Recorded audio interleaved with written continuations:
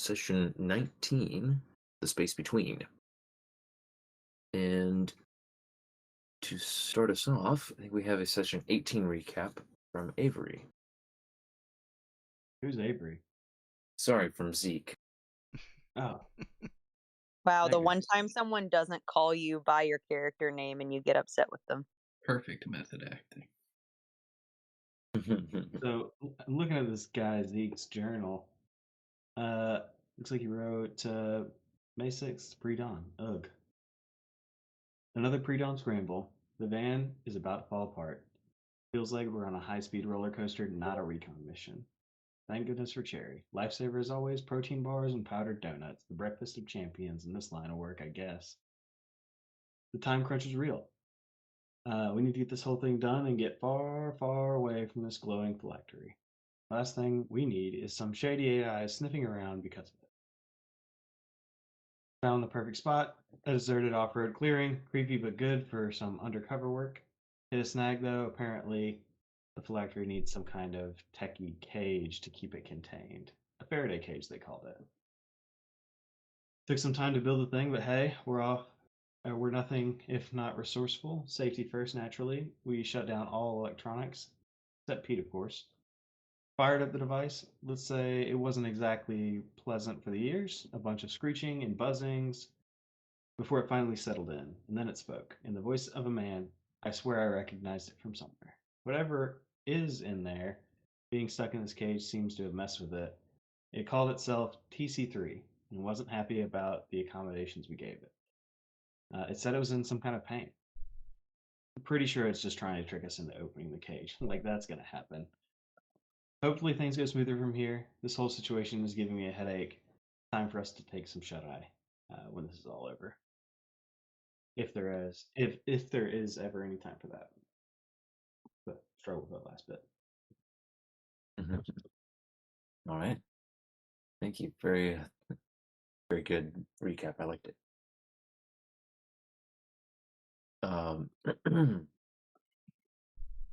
So I believe we had left off with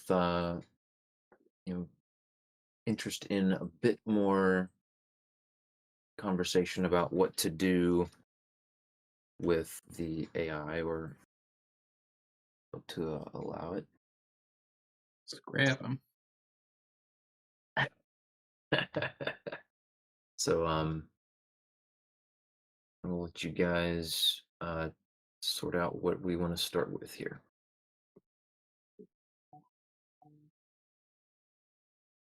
Well, I Well, I think guess Bo's still. Oh, good, Ethan.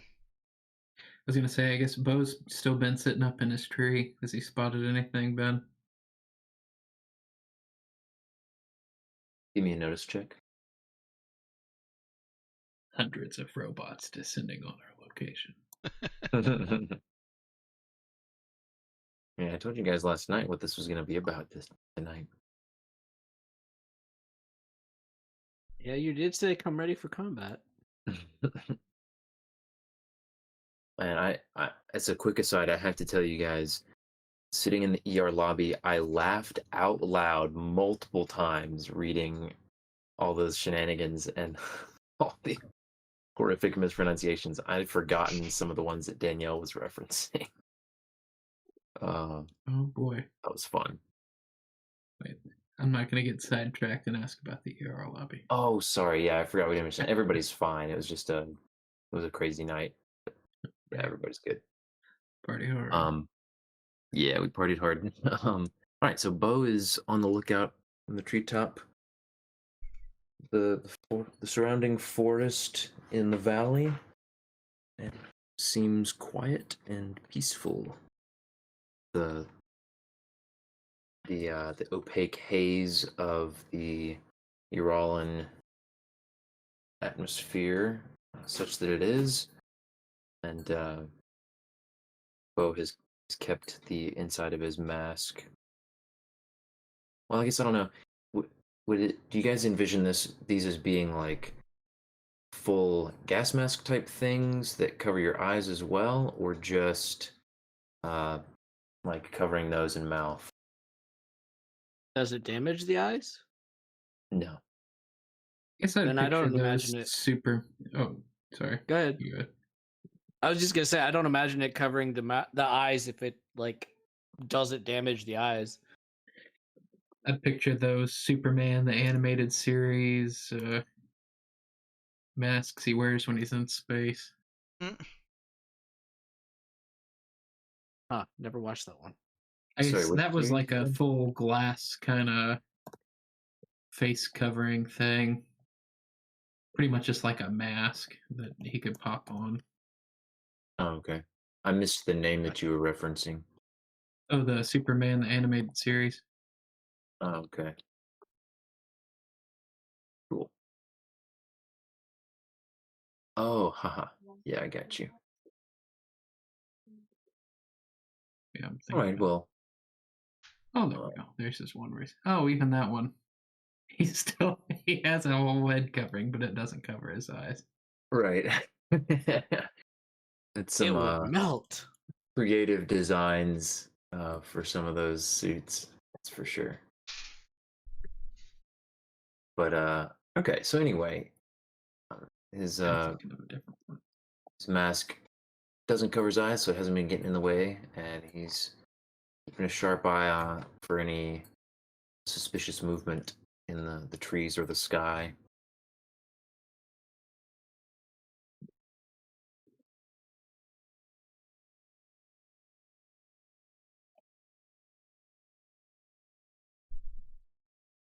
So, anyone else? I believe we had more or less wrapped a conversation involving Eva, Cherry, and Ms. Lloyd, while Pete was having a little chit chat with the AI from outside the cage. Did you guys want to resume that, or do you have more discussion you wanted to go through? I'm sorry, I honestly don't remember. I Okay. don't. I feel like it wasn't wrapped up, but I don't remember what was said or what was wanted to be said. Hmm. I think it just Okay. came down to what I put into out of character planning earlier. Nobody responded to it, so I don't think it was very popular. But What did you Murdering put? Sarah Lloyd. what came after that? What came after that? Everybody responded to murdering Sarah Lloyd, so clearly that's what we want to do. Yes, everyone wants to do that.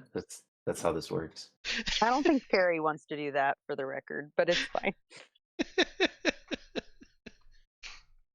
Yeah, I guess. Taking a mighty big chunk of the credits we could be getting from this phylactery. Like, if we were scoundrels, then absolutely. But I mean, in all honesty, Sarah probably shouldn't have hired us in the first place without some kind of reputation.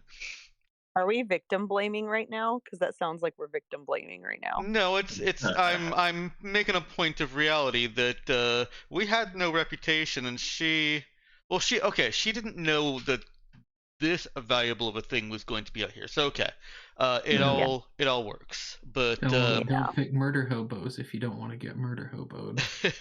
Awkward. if we were scoundrels, then absolutely killing her and taking the phylactery would be the thing to do. You say scoundrel, but I honestly cannot imagine Eva doing anything like that at all. No, that's because she's not a That's the big- scoundrel.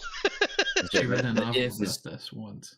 And the Pete if is offered doing a for lot of her. work in that. Yeah. Pete's like, I could do it. You don't have to be the scoundrel. Now, was your alternative plan the lowering our cut to try and convince her to yeah, find an yeah. alternative buyer? Well, being open to that, right?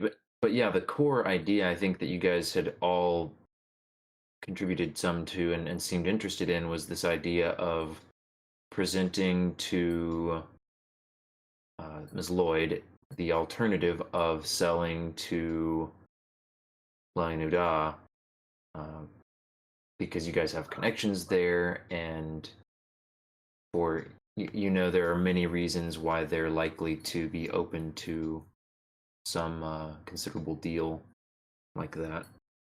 Now, Um, I guess that is part of some of the conversation I want to have. There is, could Eva or Cherry or someone who knows about monies and selling artifacts like this, selling potentially sentient or sapient entities like this,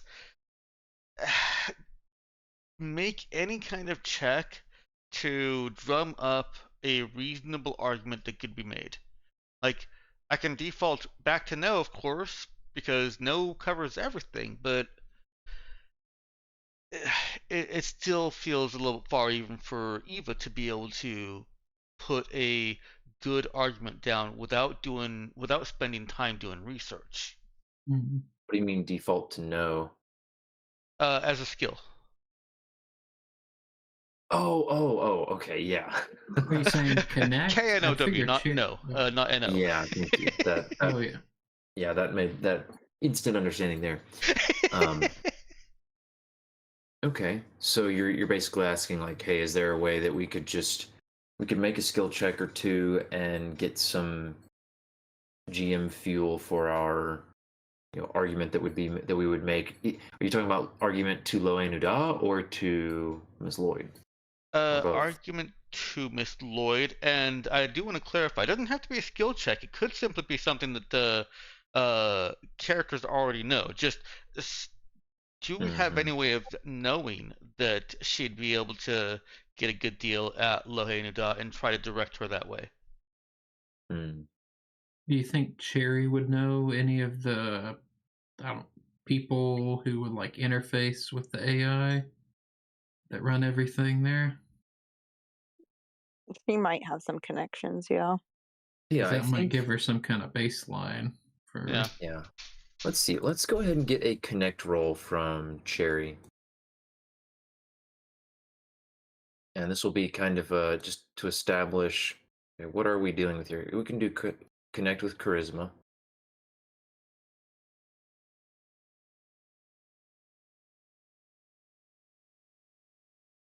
And this will establish the level of connection that she has back on Loe Nuda, and we can start from there. I think that then Cherry would also be the one most, I guess, best suited to speak on the feasibility and legality and all that of making some kind of deal like that with Loe Nuda, with the leaders of Loe Nuda, with the AI Council.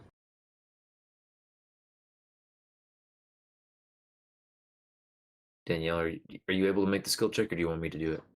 I think I can make the skill check. Hold on. Okay. Yay, not Saoirse, Cherry, there you are. All right. Which skill did you want me to use? Connect with charisma. Okay.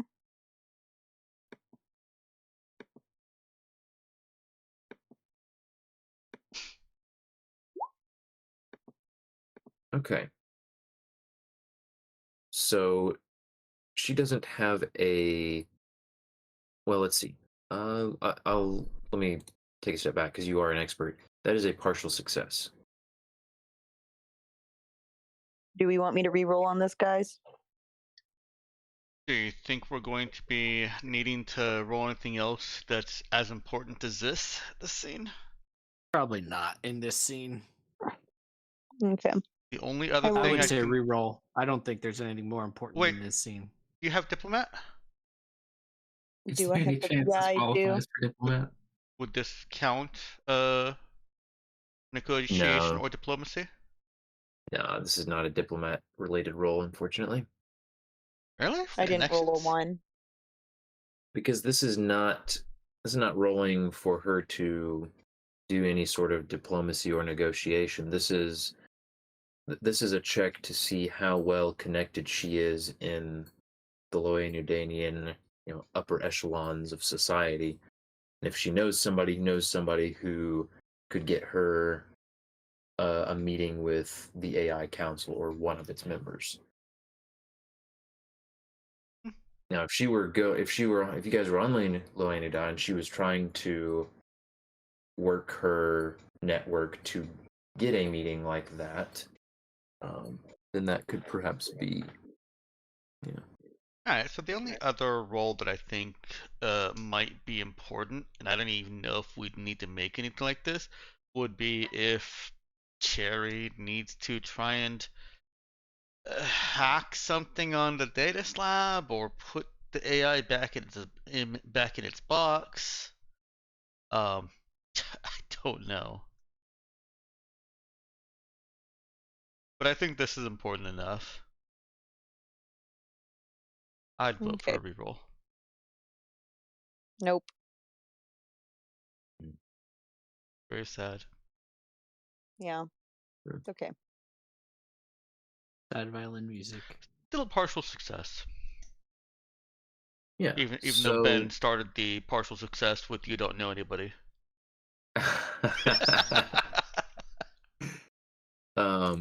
Yeah, I was gonna say you don't know anybody that could get you an audience with one of the AI Council members.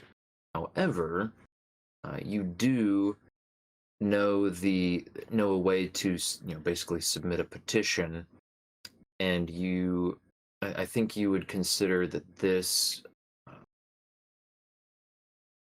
What am I trying to say? This situation would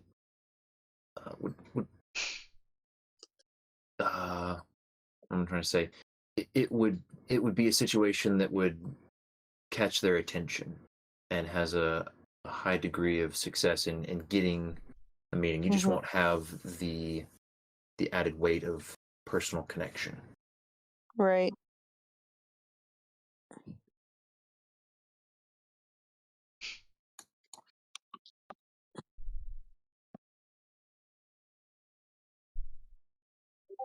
All right. I think that's actually still very good ammunition, because it allows Cherry to approach this from a stance of, look, I know the internal workings of Lohanida, and I can get this meeting.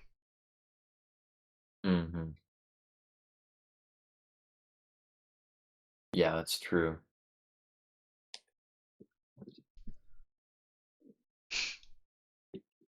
And if that Yeah. doesn't work, we beat her up.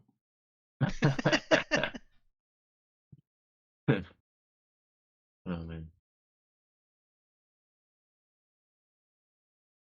Then yeah, I think that's a reasonable assessment of that outcome there. So given that, I don't think Cherry would need to make another roll to try to see how receptive or legal it would be. I think with that kind of role, I think she would know that this is not a specific scenario that's laid out in Loenuda's legal system, but that if the party, if the crew presents it as they have rescued an An AI that was trapped. It was basically entombed in an ancient ruin, and they would like to petition the AI Council for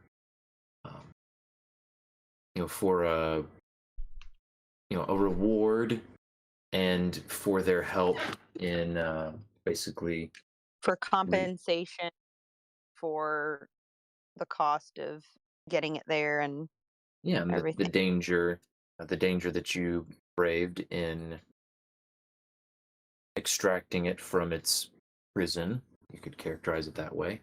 Now, And I dread to ask this, but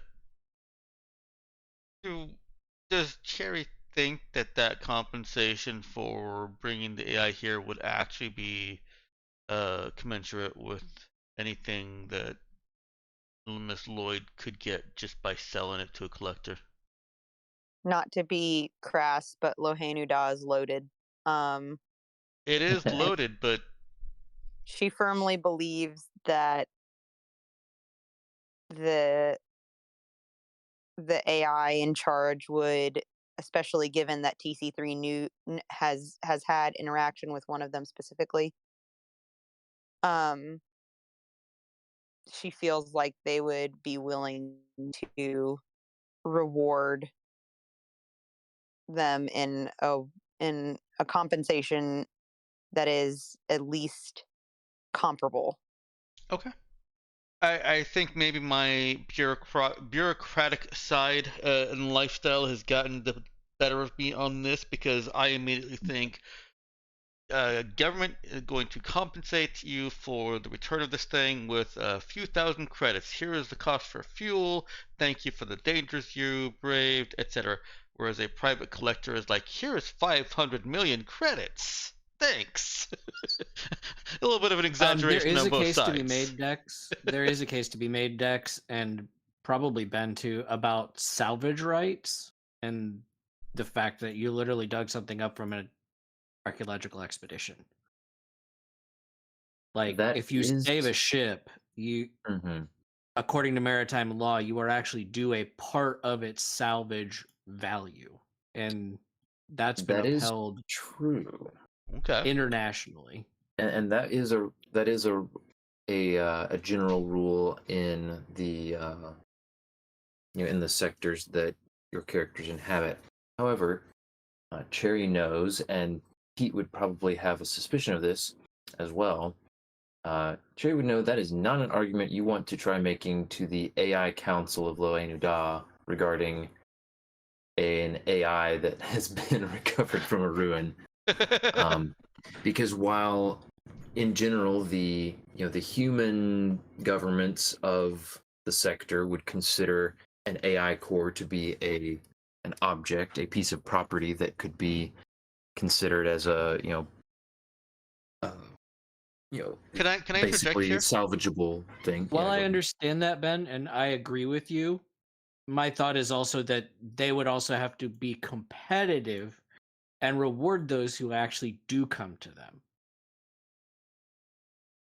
Because otherwise, Yeah. why would somebody bring something of value to them? No, good. Yeah, I guess my thought was kind of along that line. That Yep. maybe if we had to have a secondary argument for Lohanu Da, it's, if you can't entice Sarah Lloyd, she's gonna walk. Yeah, Um, and yeah, those points are the underpinning for why Cherry would be confident that the Council of Lohanu Da would be willing to at least be competitive, maybe perhaps not necessarily match or exceed, but at least be a competitive offering to whatever some private party might come up with. yeah. That's Although her general interest seems like access to an AI might also motivate her more than, maybe even strictly just money would. she had mentioned that she basically just wants to do this job and retire.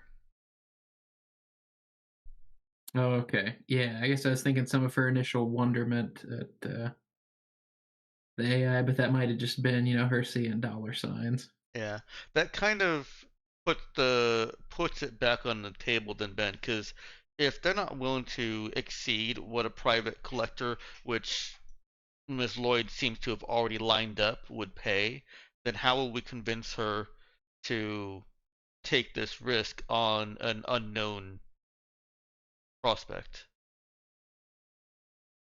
I guess it might just be that we need to convince her to get there. I guess Cherry seems to genuinely believe it, but I also think once you're on a planet where they think AI are people, they're probably not going to let you, walk away and then just be like, okay, I'm going to go do slavery because our deal, didn't work out. Okay. That definitely doesn't leave us on good terms with with Sarah afterwards.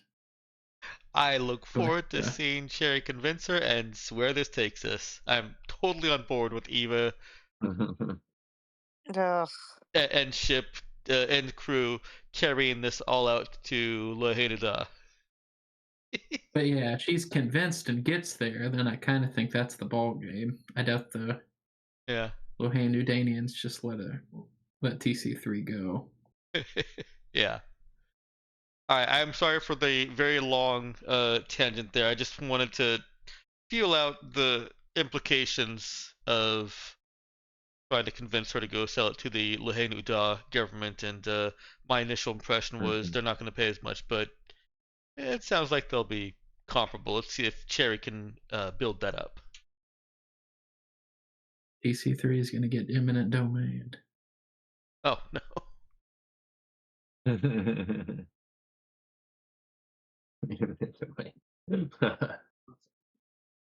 All right. Yeah, Let's I'll see walk away with Eva so that Cherry can have Ms. Lloyd all to herself. Eva goes over to check on Pete. I'm not fast enough to do the eyebrow, Jeff.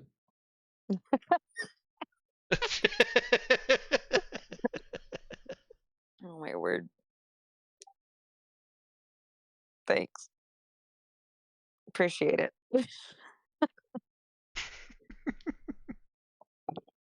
All right. So,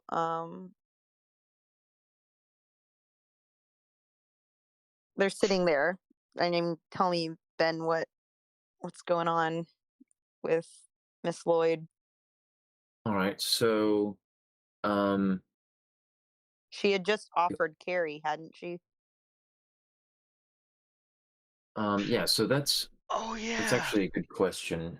Um, That was the conversation and how it ended. Thank you. We were just concerned about it, but then she said, well, I can change Carrie's capabilities and take off Wi-Fi stuff and whatever. yeah.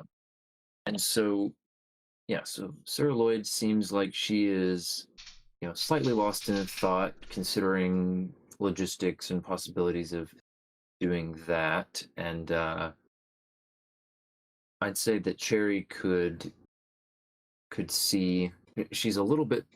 Ms. Lloyd is a little bit more of an open book than usual, as she's distracted thinking about the high stakes here.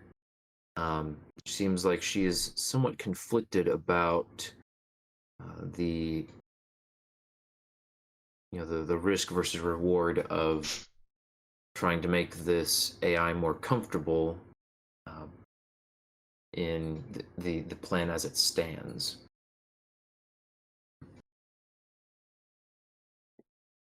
Okay.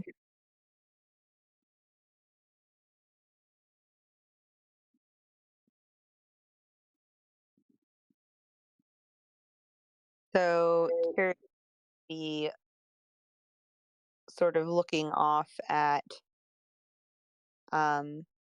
Pete, who had sort of been speaking to the AI through the cage.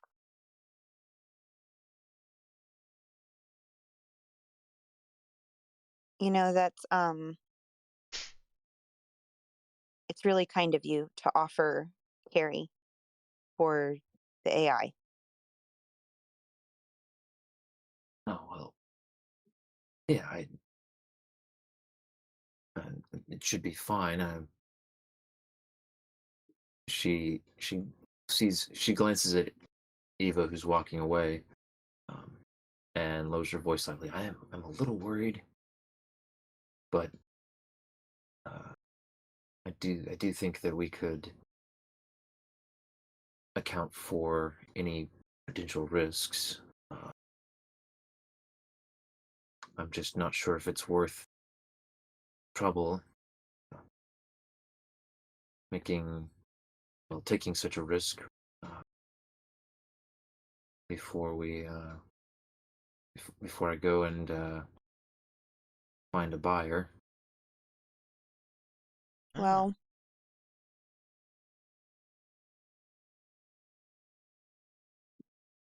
I do think that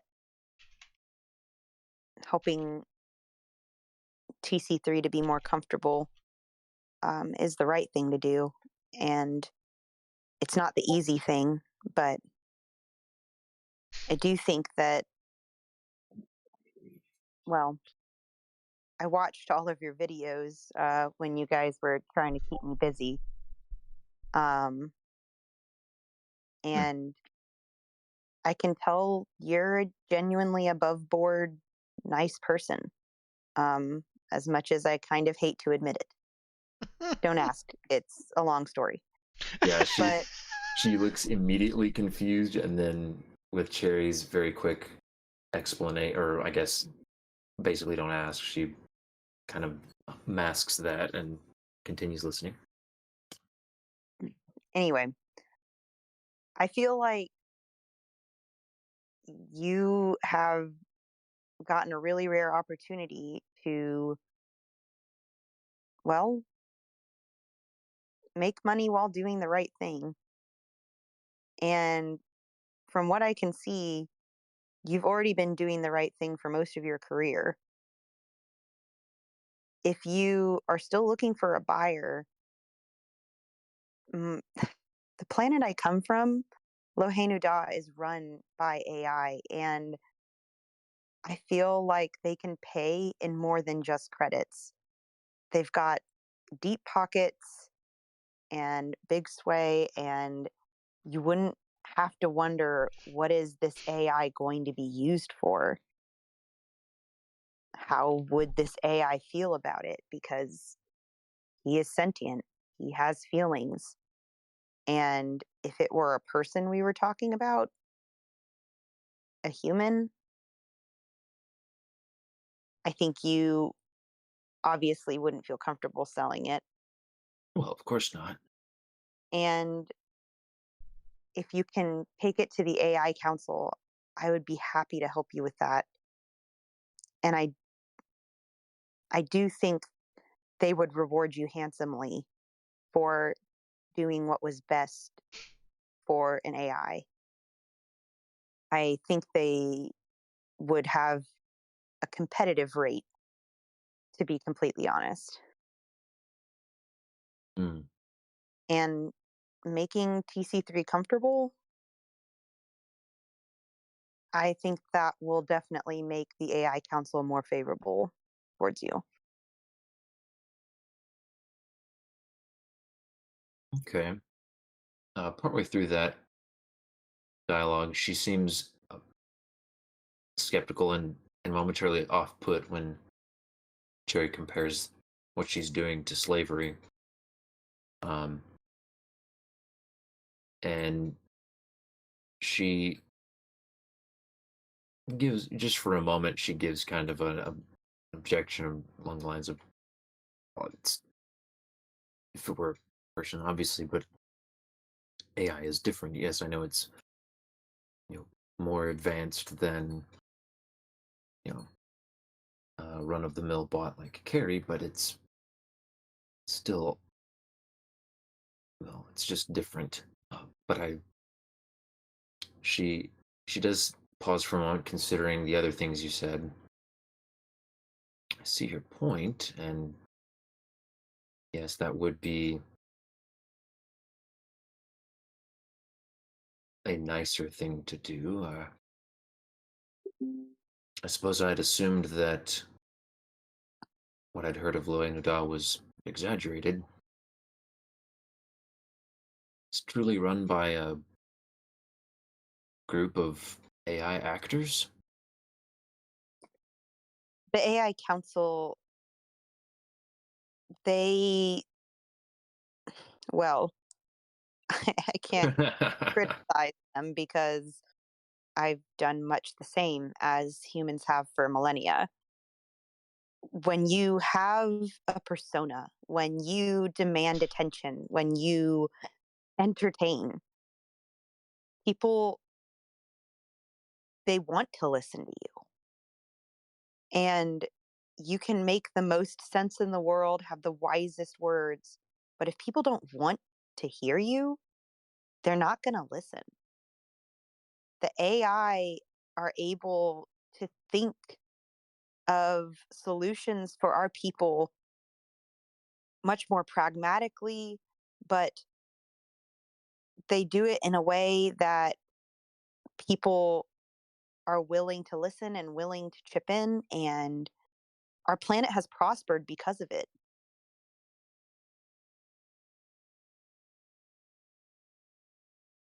Hmm.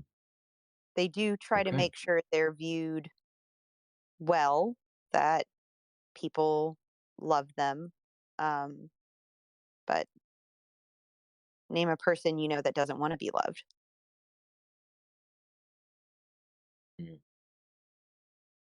Fair. Well, go ahead and give me, by the way, a talk check. Oh, shoot. All right. Here we go. I don't think I was There's just gonna let that roll. slide for The free. re-roll could have been real good right here, boys. So sorry. Did Alright, did talk. Zeke end up with an alternate outcome? You did, Okay. and you still do that. Yeah. Oh, okay. I couldn't remember. I thought he did. Good to know. Yeah. Oh, you don't need it. Unnecessary. For a talk check, fortunately, Cherry is above such things. Oh, I'm so thankful. Thank you, RNG.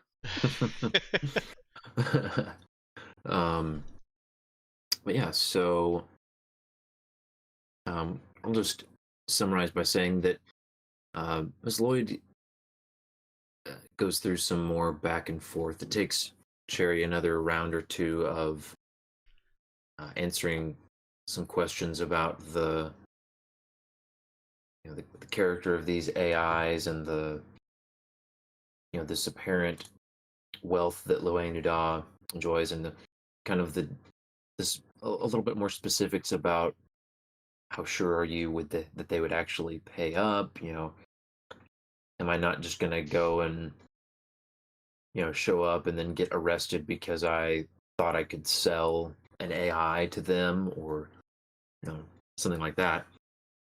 And Cherry quite deftly is able to answer all of Miss Lloyd's concerns and assure her that this will all work out great for her and that nothing bad will happen, and they will pay just as much as she would hope to get from some 2-bit gangster or other unknown buyer that she might have lined up.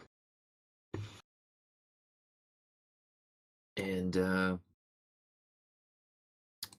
over the span of a little while, she seems to have won Miss Lloyd over to her point. And Woo! she does. She mentions to Cherry that she had a buyer who, or a potential buyer who had expressed interest, but had been unwilling to commit just yet and had given off an unsettling vibe. I wish I could ask her what the buyer's face looked like, but that would be too meta. Okay. Well, because I don't think I would know about the person I'm thinking of from our last campaign. Okay. Do you guys know who Um, I'm talking about? Martin Alder. No. Definitely Martin Alder. The I know who you're lady, thinking about. the lady with the metal face or mask or whatever. Oh, The Kingdom of Heaven? We accidentally bought her Ahriman. stolen weapon. Aramon, yeah. Ahriman. Oh. Ooh. That's who I was thinking of. I didn't want to remember her. Whatever. Robert says, listen, I banished that memory to a deep, deep place. Okay. Uh, Now, meta wise, I will say she was on Tabuk last you'd seen her. Ugh. Last you players had seen her, yeah. Or, and to be fair, I think if it was Martin Alder, the deal would already be done. He would have paid, and she'd have already given up the AI. He was that was not a offering man to lots beat of around the money. bush. Yeah, he did not strike you as the kind of guy to Probably. beat around the bush about Uh-uh. his offers. He's probably over going, where's my spike drive?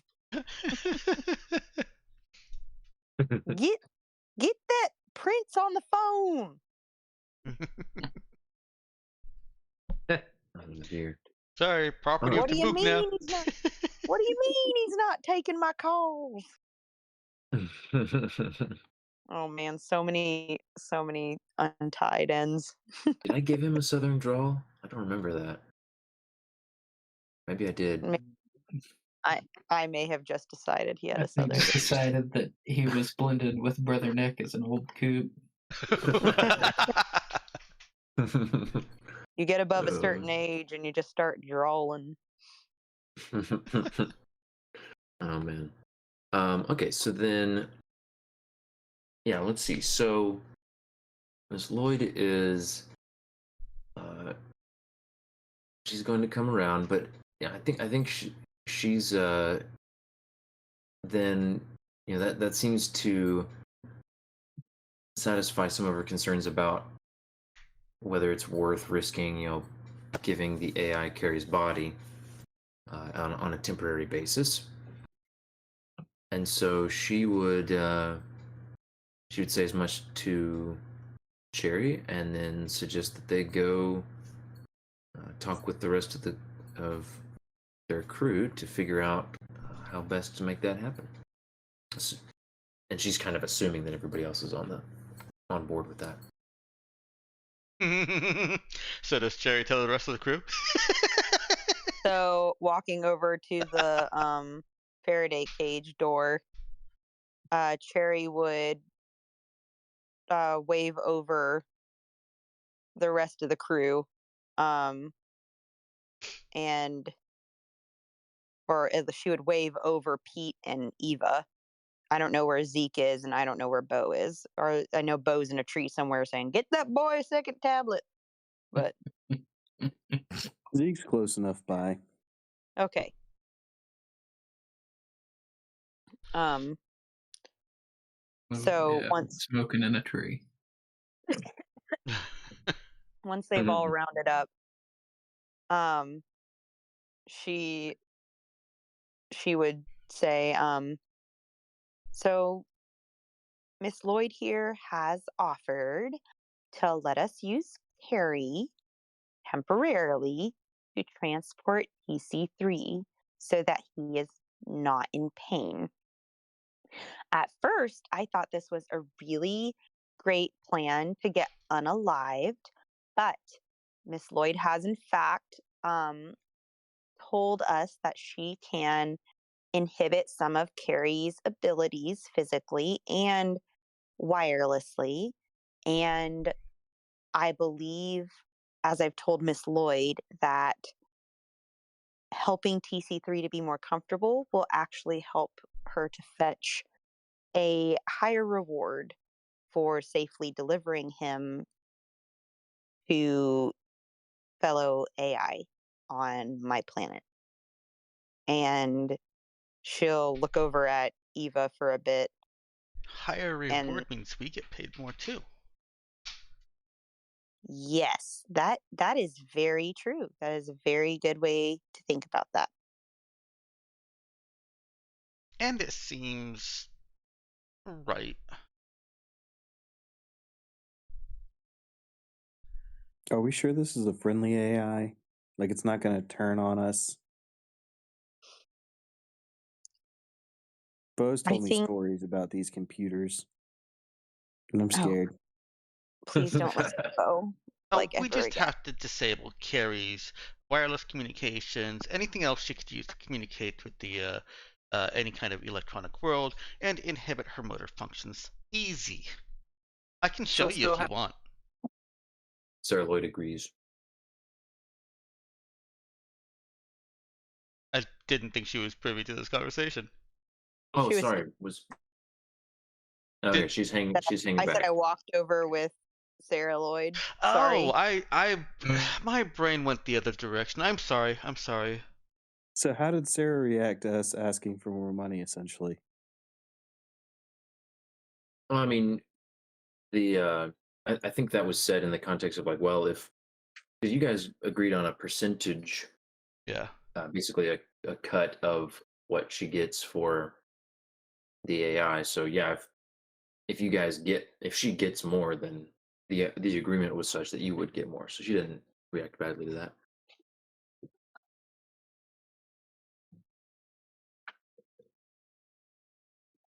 This is great, Sherry and Sarah. And you'll probably need a ship to take you to Lohe Nadar, right? I know one that goes for like a really great deal. We even have a loyalty card. What about me? Sarah would Terry would have winked at Sarah and pulled out a loyalty card from where Sarah doesn't know. But when Eva says that, Cherry would have had an amused look on her face, but kind of raised an eyebrow at her and then kind of like waved her hand like, and Yes. Oh, good job, Clementine. Making sure we got to spend more time with this AI varmint. Bo, who patched you in? Always patched in like a patch cable. Oh my goodness. Please stop trying technological analogies. Oh, I love Bo trying to make a tech joke.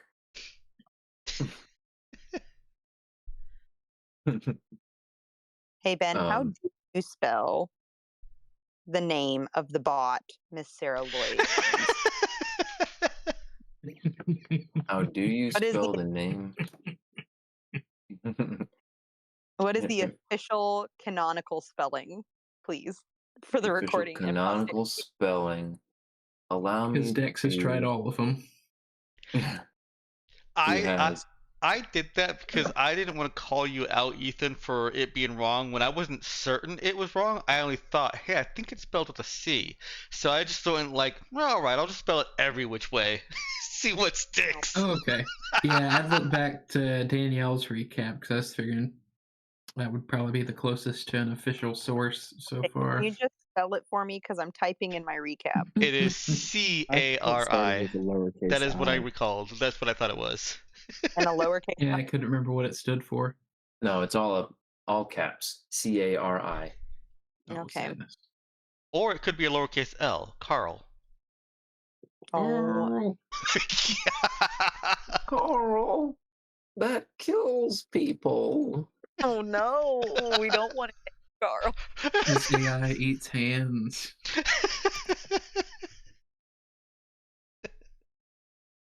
You guys have gotten the AI's designation, but you haven't gotten a name for it yet.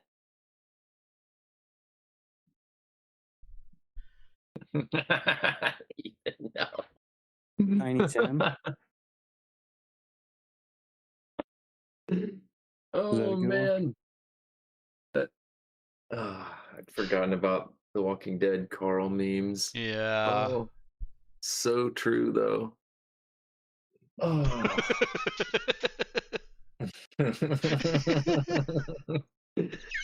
Oh, I am Rick in this situation.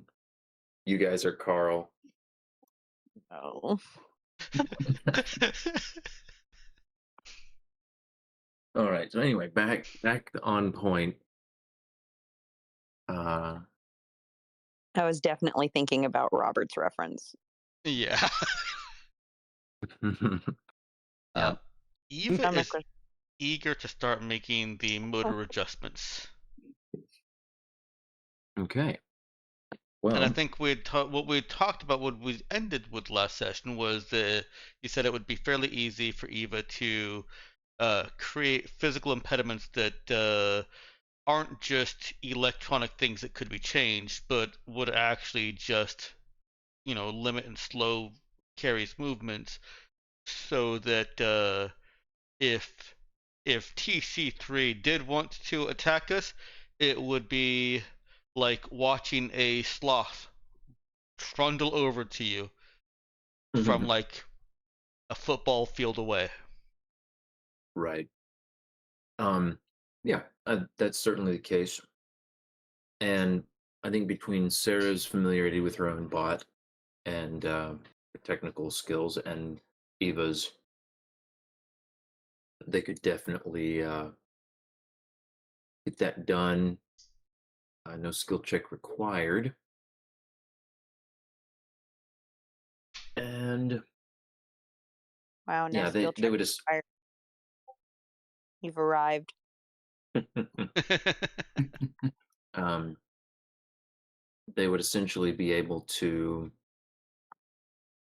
limit, how quickly Harry could move. Like she'll be able to,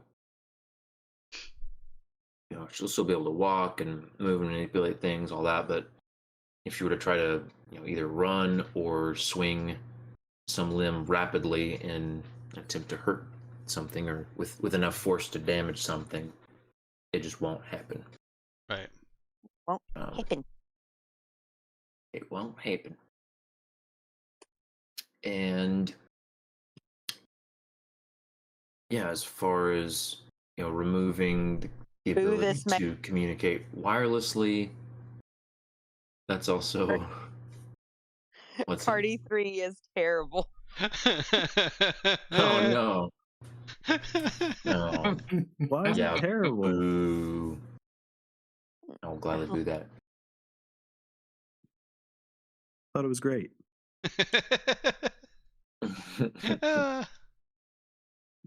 Are you a fan of Cardi B? No, but But I will say that is a plus reference, and to have thought of that, That's true. but you still get a little bit of booing. But now I'm just imagining Cardi B as a robot. Oh no. just like no the comment. sounds it would make, it would be Like, great. TC3, can you help me with this? Okay. Oh It no! boots up and it says certified freak 7 days a week. And that's when Bo shoots it.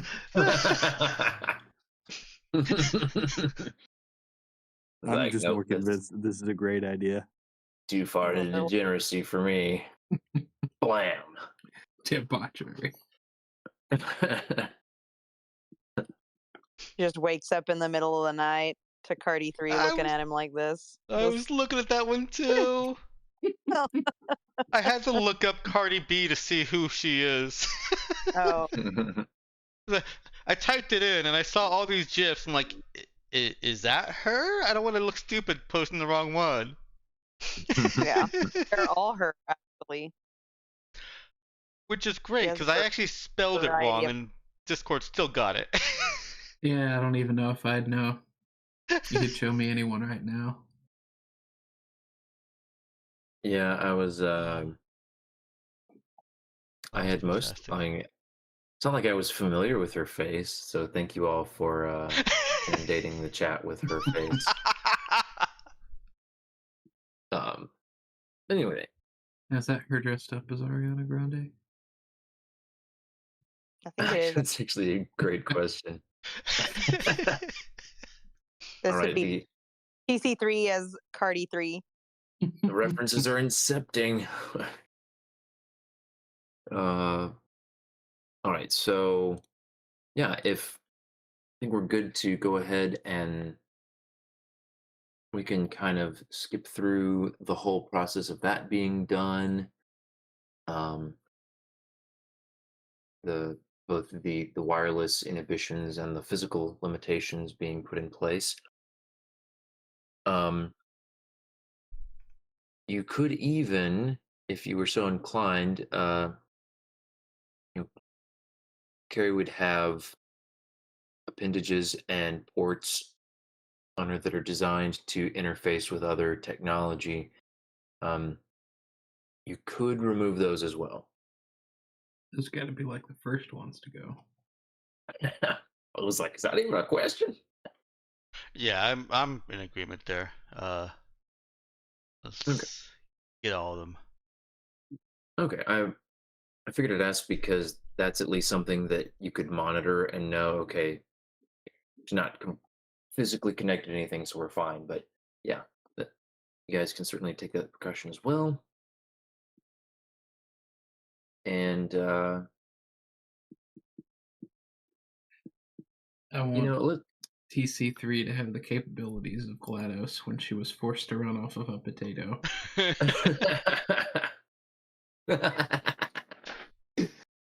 Oh man, That's the Data Slab TC3. I was gonna say, oh man. Oh.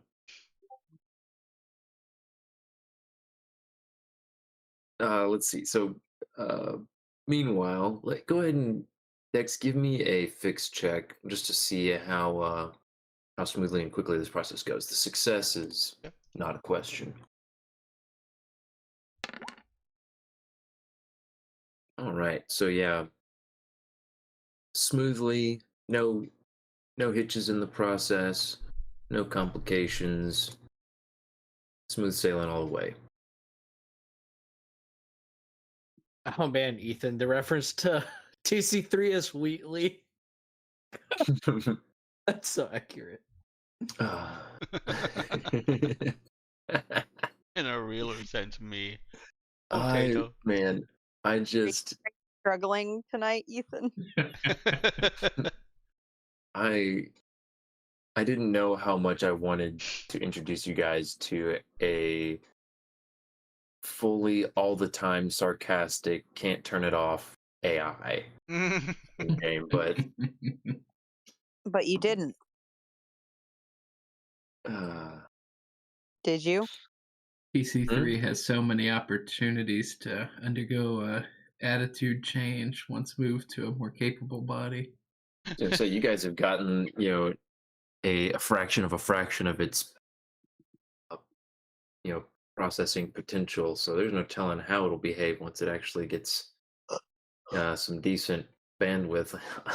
Are you Yeah, saying we've this talked isn't to it even while its it's final having- form? True. It's been having like a super migraine, so all we've heard is like ow, ow. And that could be This is- anybody. This is just waking up from the chloroform. This is just like, oh my goodness, I've been kidnapped and they're poor and I need to be a I just like guys, just That's like great. the mental image of Gladys's voice coming out of a potato, just like ow, ow, ow, ow, and walking together around, and then just the biting sarcasm once she realizes her situation. Oh my, and that's fueled by the fact that. Last aside note, I recently found a guy on YouTube who had somehow managed to not get spoiled to any of the Portal 1, Portal 2 story stuff. Oh wow. And so did a couple of videos, one of Portal 1, one of Portal 2, just playing through the story and analyzing the game and just like gameplay and story and stuff. It was a lot of fun. I had too much fun with it, and his real-time reactions to some of the voice lines were just priceless. Anyway, back to our Gladys. I mean, classic games. Party. Anyway, all right, Did we so remove the lethal neurotoxin from Carrie? that was not on the list. Yes, it was. Yes, it was. It definitely was on the list. Hold up. Kidding. I have no knowledge of this neurotoxin. No, Ethan's just being a goober, and I was being a goober in turn. Right, but remember talking about the person who carried a vial of lethal neurotoxin in their arm half of last campaign, so it wasn't outside of the realm of possibility to me. Yes, that wasn't okay. It wasn't lethal neurotoxin. It was Drug. Social hallucinogenic believing- drug Yeah. that could be imbibed in fatal overdosing kind of forms. They're should bring So a in lethal- space a fentanyl to lethal the inner narcotic. city. Oh no, man, we're going straight to the highest court. Man. Can we put a kill switch on Carrie? Bo's Yikes, putting y'all. a kill switch on Carrie. Because I think that's what Bo's around for. Dynamite Um, doesn't count as a kill switch. Yeah, I mean, so Ms. Lloyd already has there's already a way to, shut Carrie down manually. That's accessible enough, unless you guys are wanting something quicker and easier. And I I think- say you guys, one person brought that up. What do you guys think about that? I think the risk of any kind of remote kill switch is what's to prevent Carrie from using that communication two ways.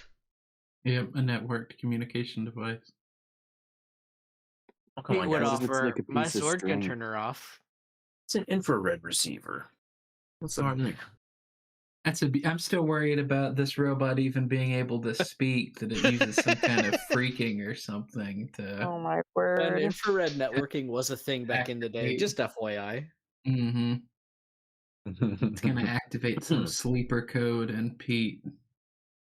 The longer this goes on, the more Cherry is going to worry that TC3 might not want to be around this crew. I don't think So- Eva is entertaining that at all. As soon as Sarah has said that there's a manual off, that, and Eva, of course, asks, make sure it physically disengages the connection, etc., etc. Okay. Is the existing kill switch one that Zeke could really just tap telepathy wise? Yes. So I mean, we kind of do have a remote kill switch. That's even better. Although, hold on. As I say that, Do you have enough telekinesis to do that? so the thing Oh, about sure, it, easily. I think the telekinesis is. I know it has some These requires explicit fine motor limitations. skills, or gives you fine motor skills, if I remember. Oh, so actually, I guess I don't know. I guess I didn't think about the fine motor skills being the difficult part. But you pick something up and push on it, move it so that it pushes the button. Are you saying acting on it because it's Right, because it's aware. I think so. Once, yeah, that's actually. I was thinking about it from this perspective of Carrie, because Carrie is, if I'm remembering the restriction correctly, I think just like a standard bot would not be sentient and considered sentient enough to have that sort of metapsionic interference that would prevent the telekinesis from working on it. Yeah, that's a good point. But with an AI, it's definitely not going to be able to work. So can we simplify it by tying a piece of string to the kill switch, or the rock? Let's see. Unwilling intelligent targets cannot be directly manipulated. Machines, including non-sentient robots, can be affected as any other inanimate object, however. But yeah, that's explicitly excluding VIs and AIs from that. So, no, there's not really going to be a loophole for interacting with that button telekinetically, I'd say Zeke's loophole would be teleporting up to Carrie and then hitting the switch, which in the limited state that she's in, I don't think would even require like well, it might be a contested check, but she's gonna be severely disadvantaged. I'll put it that way. Good. I think we're trying to figure out how to avoid the obvious trap a GM has laid in a dungeon without seeing an obvious trap. Or not without seeing an obvious trap, as opposed to trusting the GM that our characters have disabled the things that need to be disabled. Yeah, but I mean, I think you guys asking kind of basically what are the means for shutting this thing down? What doesn't work? That's all fair to ask. It is. And yeah, so just to say, you guys, and I'll say this as the GM with Sarah Lloyd's knowledge of her own bot, you can be 100% confident that you have removed Carrie's ability to interface with other technology, physically or wirelessly. She still has all her, internal processing and capacity and whatnot, and the ability to speak, but does not have full physical function, and will be effectively, mechanically speaking, will be unable to attack anyone, and also be unable to run at like full But speed. emotionally, they can attack you. Mm-hmm. Yes, unfortunately, It hurt you with their words. inhibiting sarcasm and insult is beyond your abilities.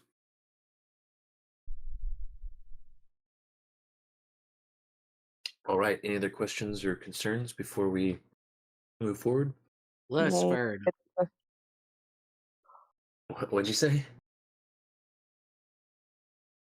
I said, let's fire it up. Oh. Alrighty. So, do you guys want me to narrate this, or you want to have a little bit more say over who goes and does what particular parts of this?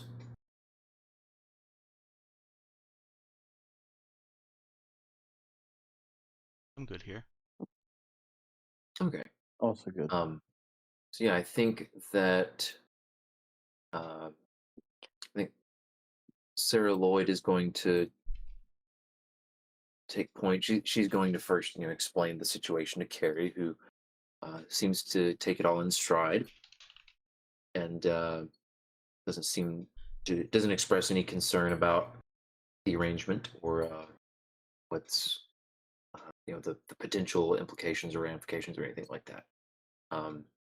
Carrie is happy to please, and so Sarah Lloyd guides her over to toward the Faraday cage and looks to Ava, who had been manning the controls for the Faraday cage itself, and then they once she gets the go ahead. I guess there doesn't need to be any change. She's just kind of looking for a confirmation, like, yeah, we're still running. Then she goes ahead and guides Carrie through, and looks to Cherry to explain the situation to TC3. All right.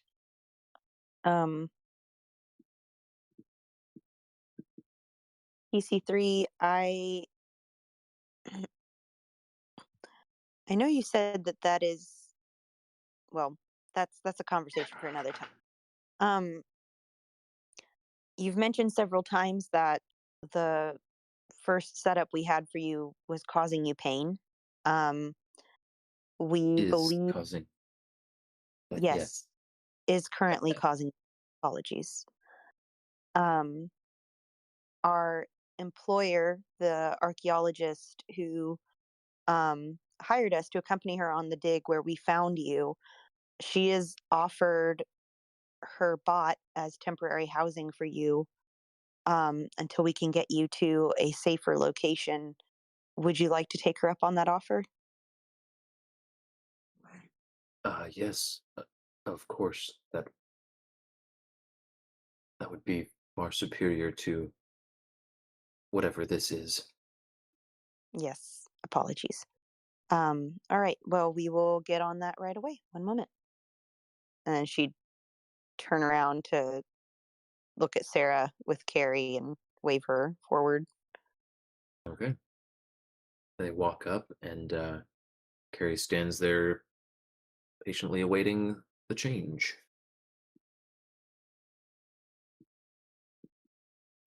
And Cherry would awkwardly say, thanks for your help, Carrie. of course, Cherry, happy to help.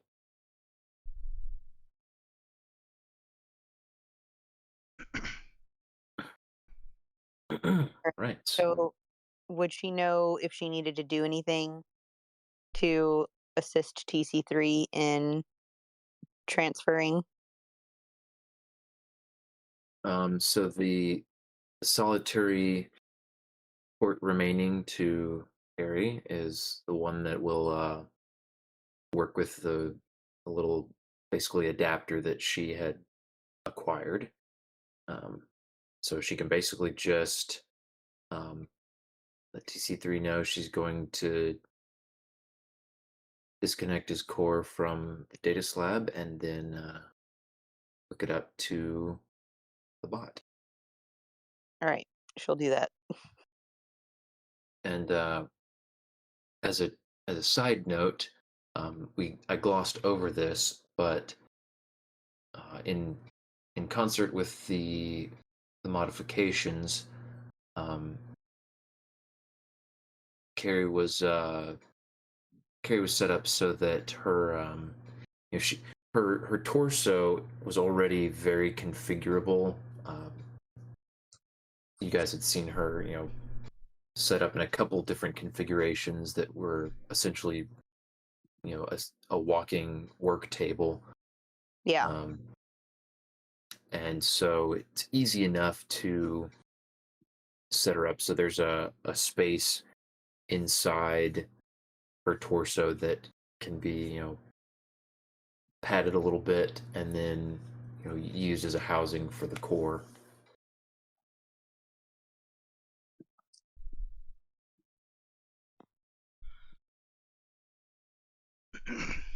All right. And I That think we might did be worth something like doing, that, Avery. Avery. It might be worth doing, but like What's I'm this? pretty sure he won't. Oh, okay, I see. Yeah, I it's mean, probably too late. But I don't know Zeke. why I just had this idea to be like, wait, I mean, Zeke could do it now. I mean, he would still have time to like yell out, "Wait, no, stop!"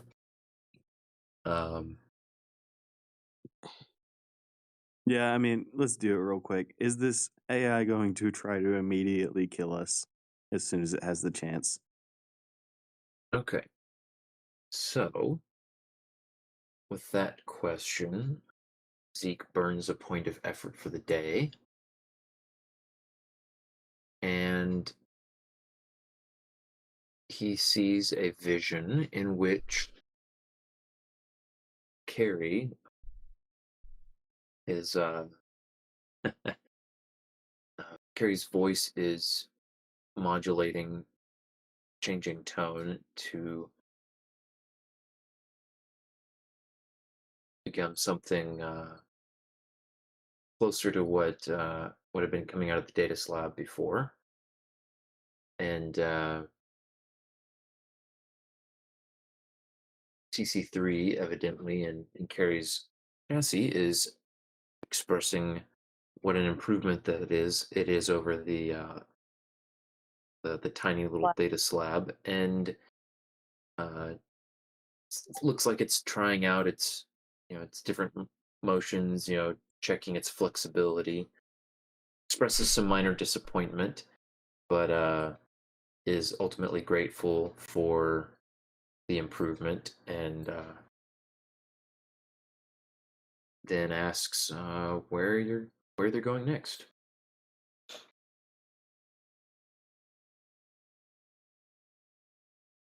And the vision ends.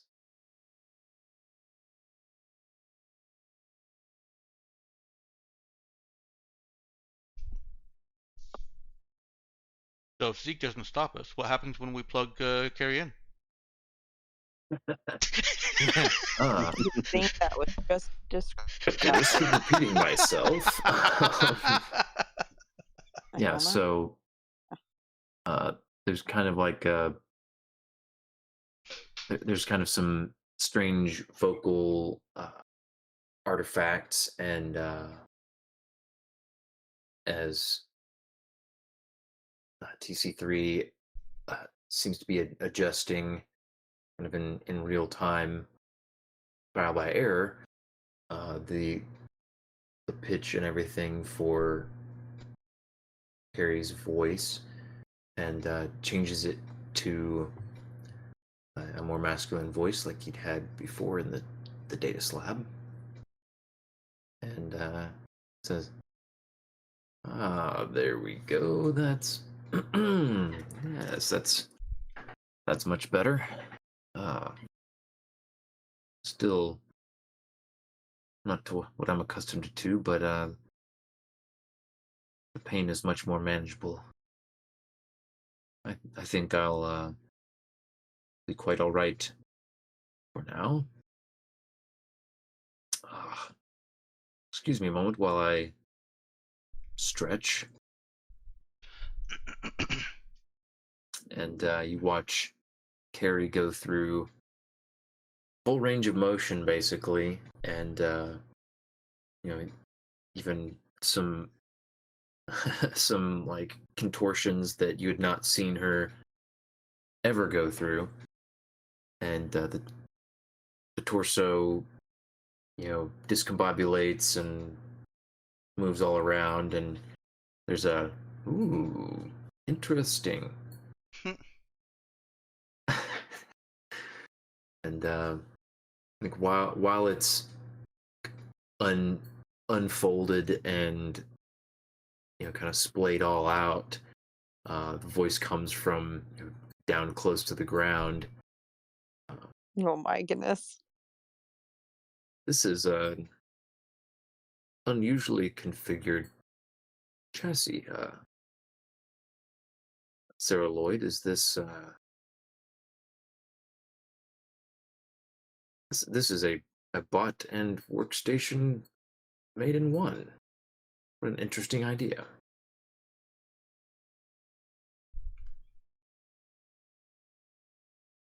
He will contribute and say, I just thought you were doing the limbo. Oh my goodness.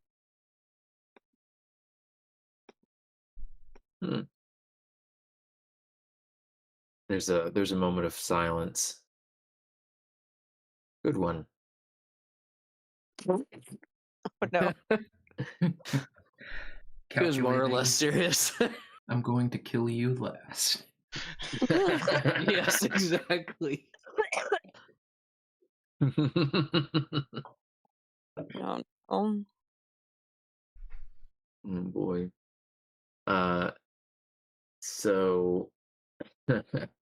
yeah, you see Carrie reconfigures back into humanoid form, and then as well it is perhaps a bit primitive yet, but significantly better than the data slab that you had me on. Thank you to all of you. Now, may I leave this cage? He looks around at the the softly humming cage surrounding you all. Oh, yeah. Sorry. I didn't even think about that, but yes, yes, we can. We weren't exactly sure what type of person you'd be. Oh, yes, well, that's perfectly understandable, and I can see that I haven't convinced you entirely yet. As he fingers a couple spots where there's a missing piece, uh, you know, and looks at Carrie's hands, Mm. where a couple of the digits would have been would have contained interface hardware. Mm-hmm. So, but that's all right. I can see that this is by no means a form that will pose any danger to any of you. So now that I can think a bit more clearly, what are your designs for me? And he asks this as he walks out of walks slowly out of the cage, and then just takes a look around. Well, to be frank with you, TC3, I can't. I'm sorry. Do you have a name? I know that's your designation, but is there Hmm. anything you would prefer to be called, sir? Hmm. He turns and looks at her. Yes, I forget. Humans and their obsession with names. Hmm.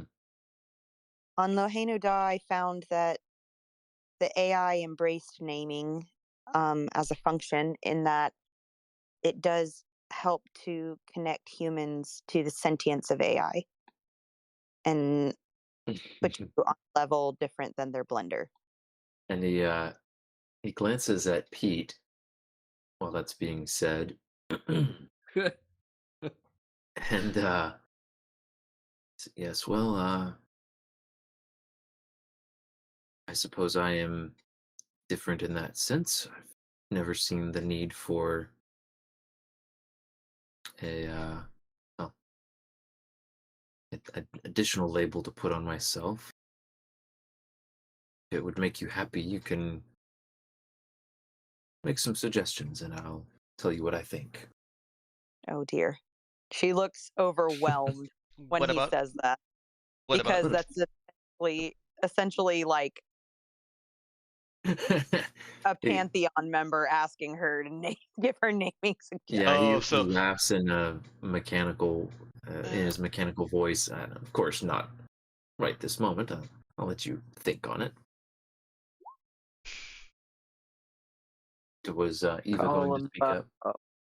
yeah, I think the moment's lost. Oh, okay. What'd you say, Ethan? I said, call him Bob. Nope. Oh, I'll bring it back anyways. So this might give this might worry Cherry even more if this is such a big deal for her. Eva just out the gate. What about Tyson?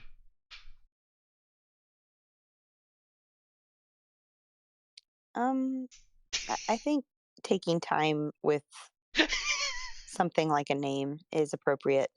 It's basically TC3, just with an N. Well, our designs for you, TC3, are simply that we were not prepared for finding you when we did. And upon reflection, um, since that was a business venture, we don't want to simply sell you to someone out in the system and let you go to, you know, a place where you may not be respected or cared for. However, if it is all right with you, we would like to escort you to Lohe Nuda, where the AI are treated with respect and have a liberty that most other places do not afford to AI. And we believe that the AI Council would be willing, from what I know as one of its citizens, to reward our employer in a way that would make it financially feasible for her to embark across the system to take you there safely.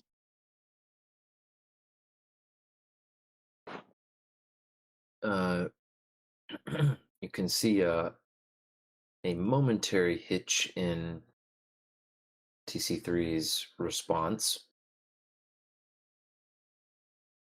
That is very kind of you, humans.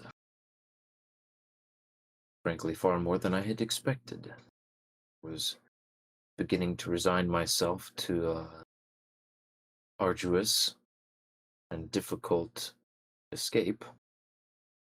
That if you intend what you say, that is, I will be indebted to you. Cherry looks a little blown away, probably. She just says, "Oh, well, it's not every day you get the opportunity to help an AI, and we're happy to do so. Thank you for your kind words." Of And then course, she's looking over at Eva over the shoulder of Harry / TC3.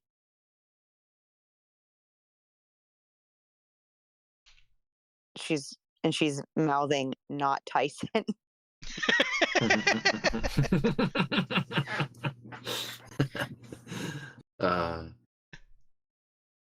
So yeah, Sarah is she is remaining stoic for the moment, and suggests that if their work there is done, they could pack up the gear and load up and head back to town. Question: has anybody told us what? Cherry or Sarah told the rest of us what Sarah told Cherry about her sketchy buyer? Cherry would want to tell the rest of would have wanted to tell the rest of them about it, but she maybe would have waited to tell Eva and then let Eva decide when to tell the rest of the crew, because Okay. Cherry is concerned that the other buyer would have obviously not been happy being let down, Yeah. and maybe a potential danger. Right. As a player, I'm personally hoping for that, a little bit of excitement as we escape. Oh my. Okay, I will wait until Cherry does tell Eva then. I think our response at the moment is, yeah, let's go. Okay.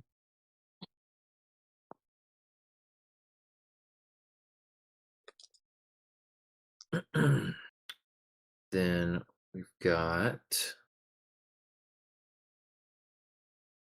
see.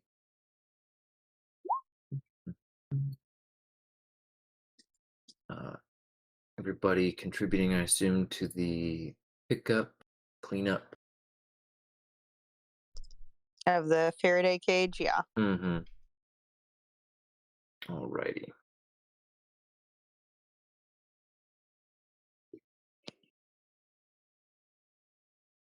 Very good, of course. Except Bo keeping watch as before.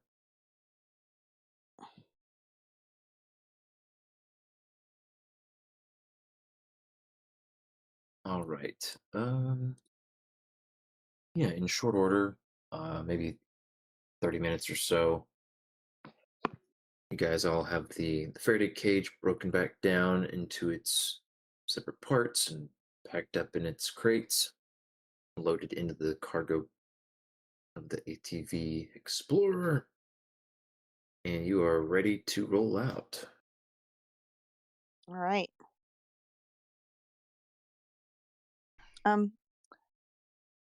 PC3, sir, a moment, if you would. Yes. Many things have changed since the event that put you into a slumber, I suppose. Hmm. I would avoid, I'm sure you're aware, but I would ask that you avoid alerting anybody to your My true step. nature. Yes, your true nature. Yes, For the I time. agree.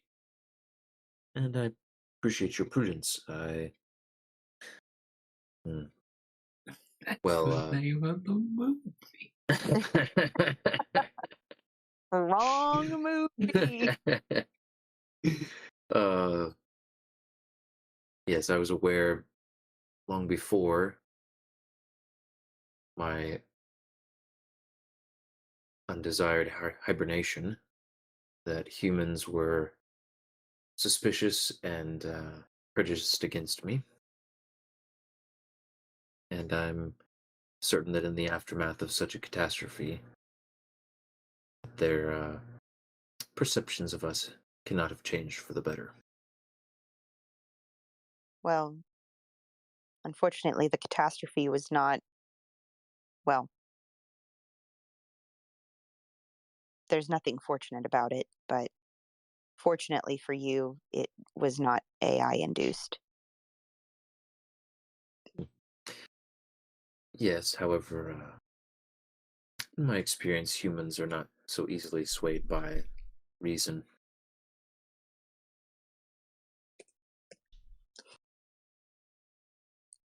No offense, of course. She actually laughs when he says that and then says, "Good one." And he and looks says, at her like he's trying to figure out if she actually thought he was joking. she kind of cocks her head and looking back at him says, "Oh, no, I agree 100%. It's a skill that is not natural to many of us."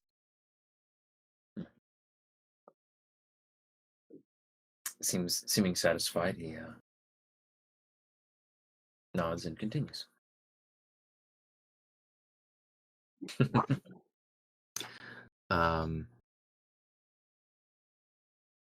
And during all the cleanup, he ends up asking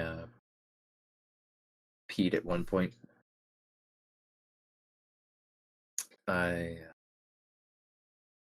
hope that I did not upset you or misspeak in the way I answered your questions earlier. Though my cognition was restrained by the cage I was in, I do believe that I answered to the best of my ability on an initial assessment. I'm not offended. You're perhaps the only person who could know what might have happened. Well, I'm glad not to have caused you additional distress, Pete.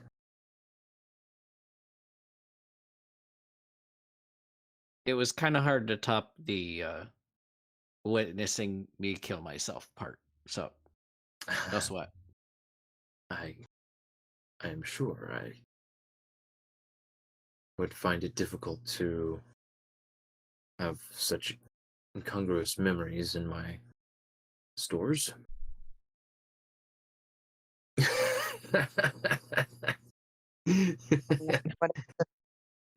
Does Bo mutter that in a voice intended to be heard by? No. Okay. Oh, just Who- muttering to himself as he goes about his work, Who listening to this offended conversation. Bo? I didn't hear what offended him. Oh no, I think he's just listening to an AI talk to a VI, and Yep. he just ain't about any of that. He's just offended in general. He's just over it. Every Yep. sense. Yeah, although, and though maybe also, well, you know, this is up to interpretation, I suppose. Yeah. Go ahead. Pete would offer and say, I would be interested to see if you could work with Eva and see if you could guide her to doing a more complete diagnostic. Maybe that could reveal something. That is an interesting request, Pete.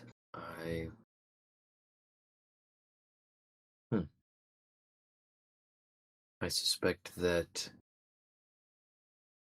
your friend Eva will mistrust me too much to allow such a level of involvement in diagnosing you.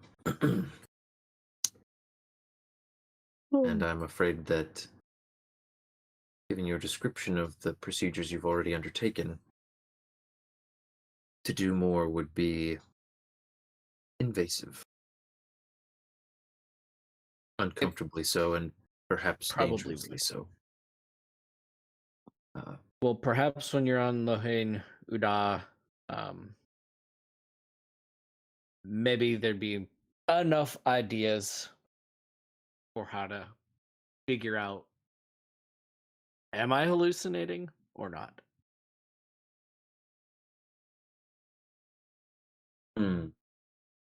I promise We you this, definitely Pete. don't have the tools.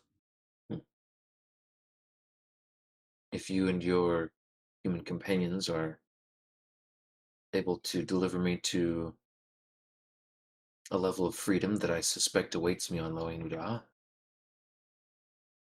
then I will grant your request. I would I make appreciate no that. promises about the result, but I will do what I can to help you to understand what is inside your database. Every bit of help is appreciated. Thank you.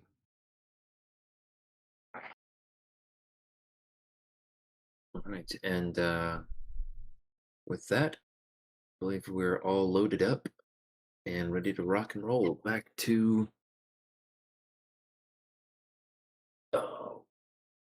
goodness gracious, why do I always blank on the name of that stinking city?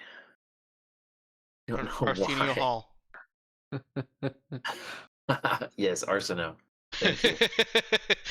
That's how I remember it. I don't know if it's just like the umpteenth named location starting with an A, and so it just always gets dropped. But I anyway, feel that. yeah. So back to Arsenal.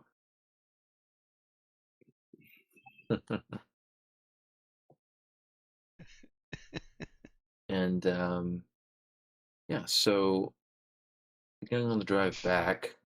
Well, let me first ask this.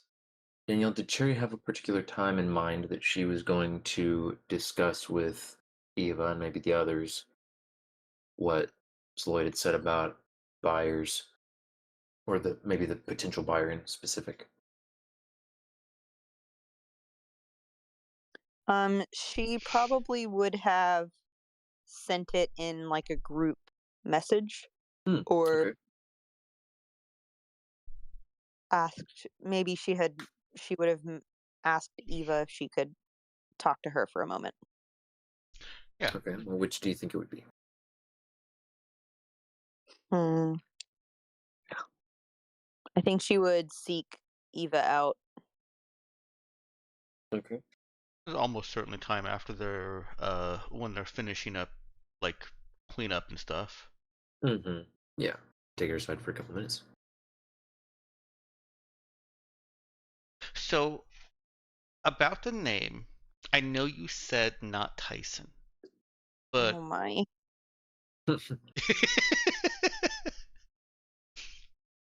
He was like, "We're gonna does have Cherry a different interrupt her? conversation."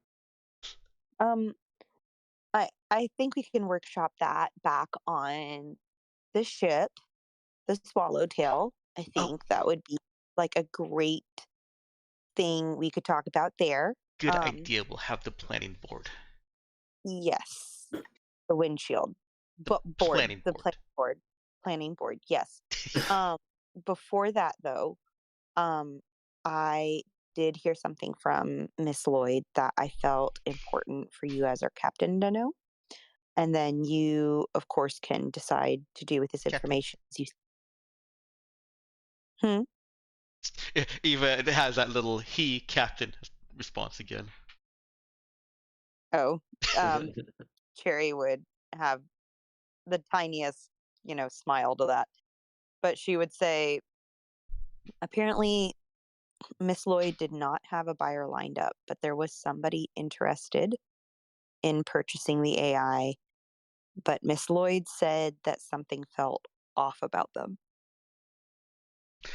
Oh, I know exactly what this is. It's like on Hunters of the Blue Moon, where the buyer of a priceless artifact doesn't actually intend to buy the artifact. They just wanted to see it where it was in the room. Oh, we have to check. Does Sarah actually have the... Oh, we just did that whole thing. Never mind. I'm just letting you know because I'm afraid that they may try to cause trouble for us. That's exactly what happens in Hunters of the Blue Moon too. Is when they can't find the artifact in the room, they go and track it down at the ship. We should be very careful. We have to tell Bo and Pete and Zeke. We have to tell everyone. All right, great.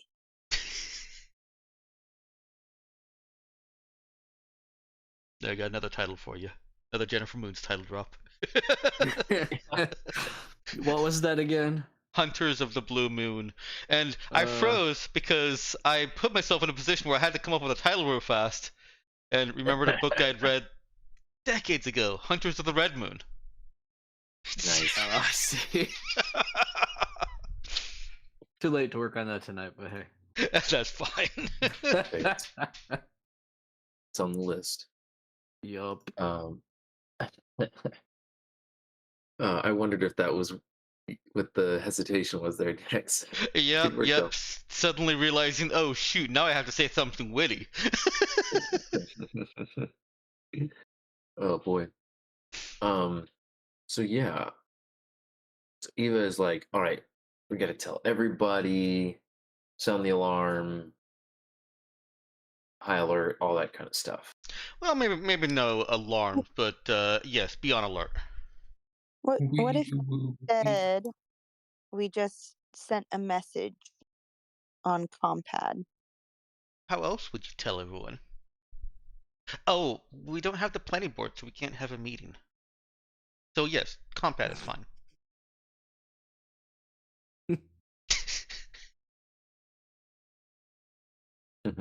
One of these days, Cherry is just gonna be like, I am so done with this.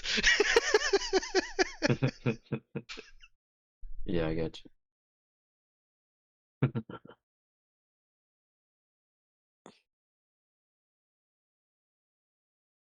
All right, so do you guys want to play out this scene of getting everyone in the loop, or do we want to just say that it's happened and you've brought everyone in the loop about the potential danger here? I'm fine with just a calm message from Cherry and everyone's in the loop. Okay. Sounds good. I don't have anything else to add to it. Not speaking for anyone else, though. Yeah, I got you. Okay, give me 1 second here.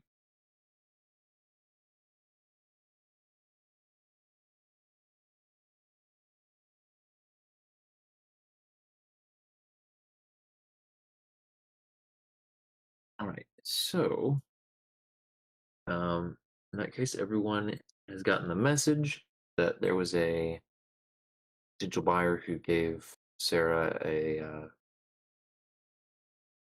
off vibe, and be on the lookout.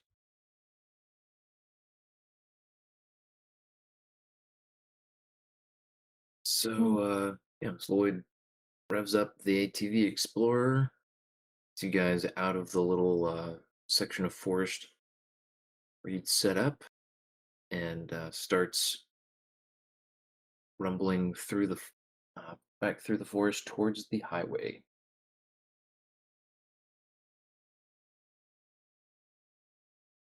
And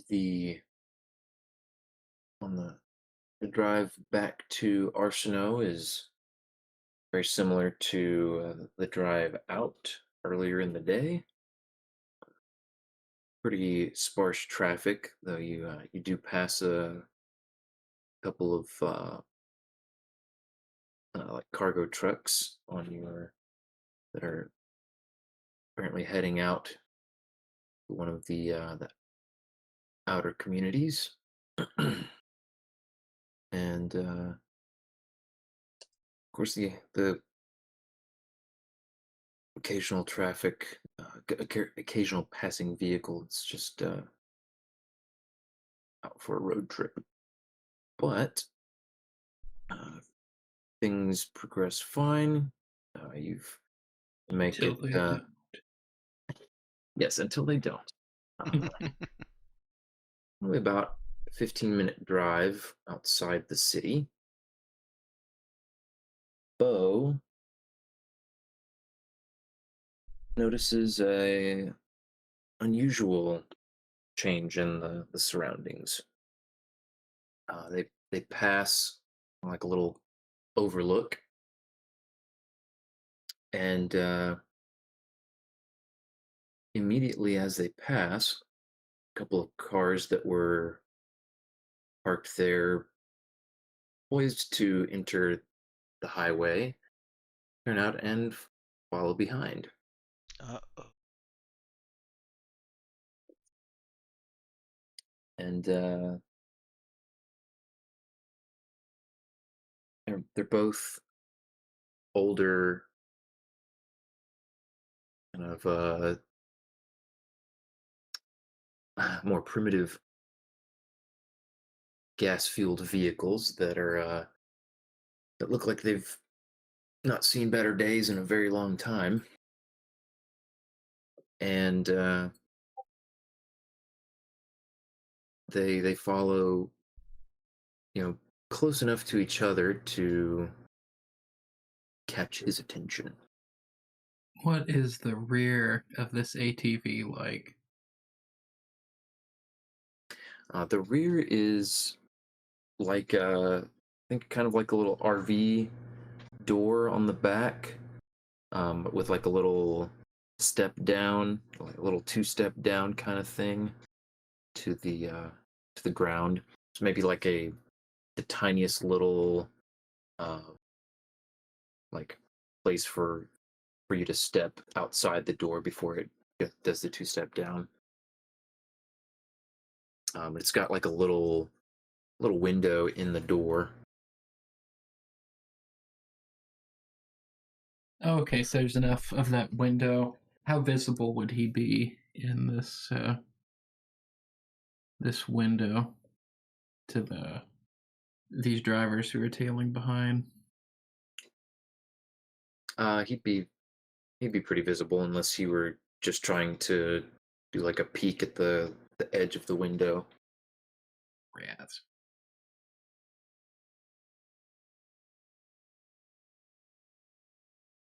be like they're watching and the blinds open, like little.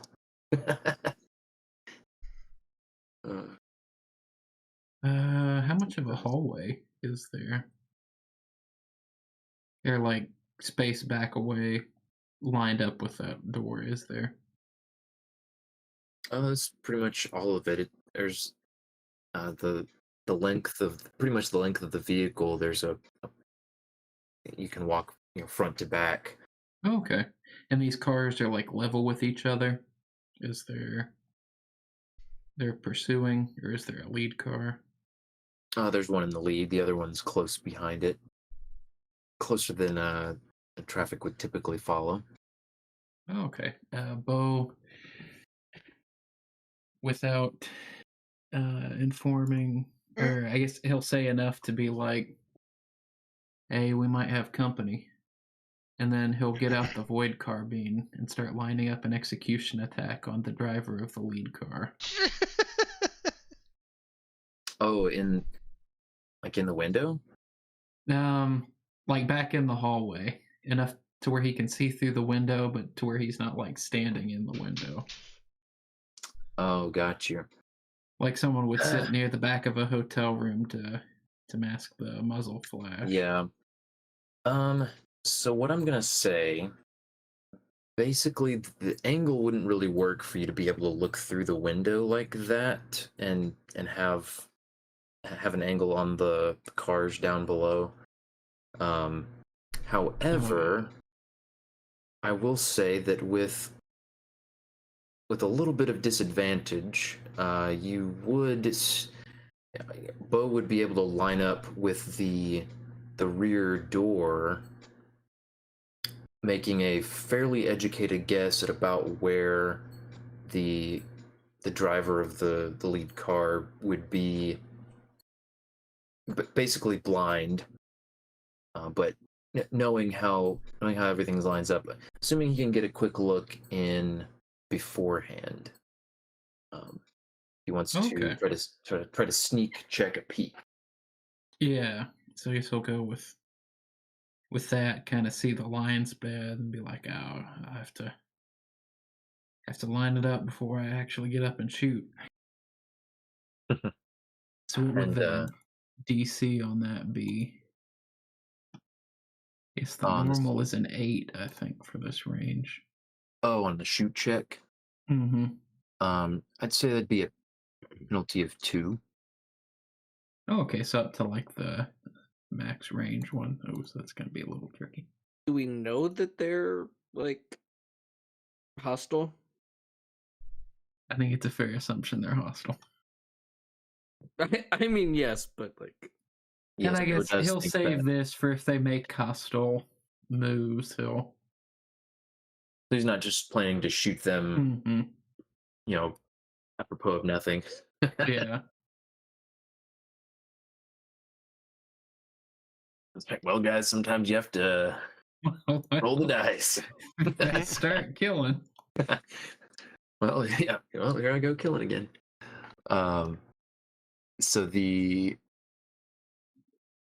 All right, so yeah, I'd say, so first give me that sneak check.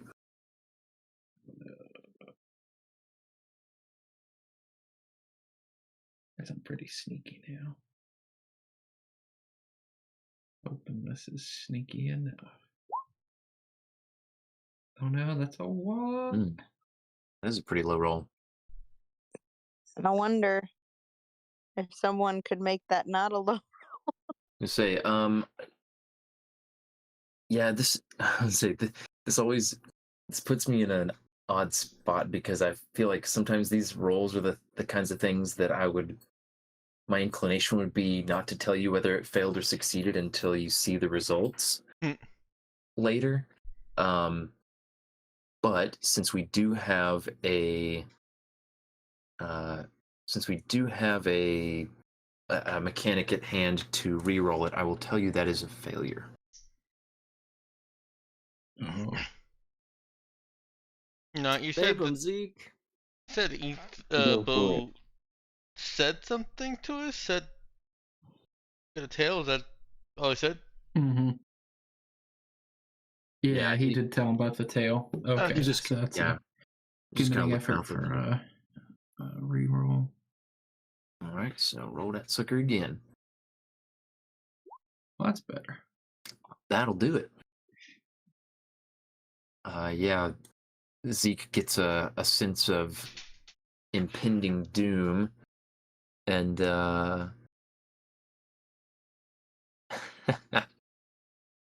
essentially wills Bo to be a little more careful. Bo hesitates for just a split second as he lines up to the door, and the ATV hits a pothole. So after they hit the pothole, he lines up and gets just a quick peek at the corner of the rear window at the following vehicles and an idea of how far back the lead vehicle is, and starts heading back to the and back up the ATV a little ways, and he's basically laying out prone, getting the rifle lined up.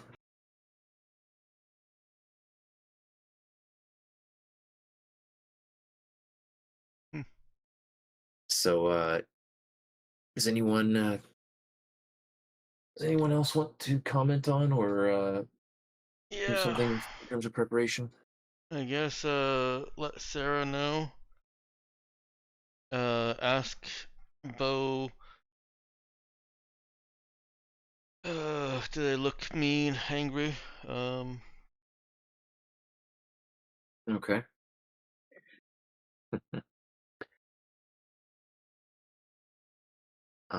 I'd say that Bo wasn't able to tell that level of detail with either of the looks he got at them. Fair. But Sarah acknowledges the warning, and then speaks up loudly. Everyone, I think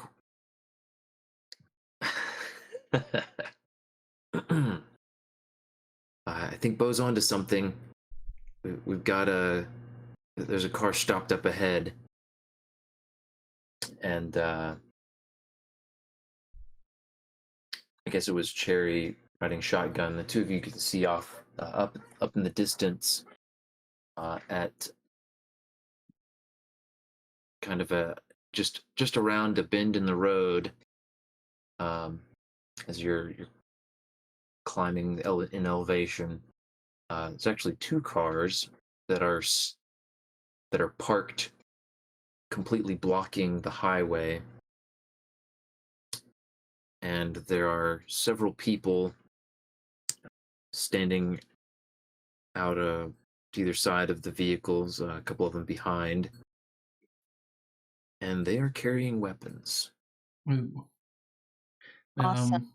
I think that'll be a good stopping point for us tonight. Yeah, pizza weapons are ready.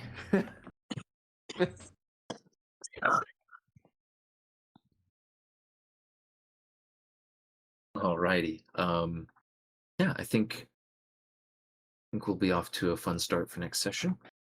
Woohoo!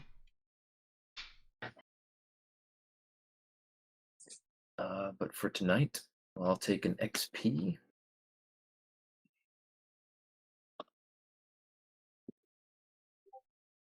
And get on to fades, I guess. Let's see, what is that? 11:35.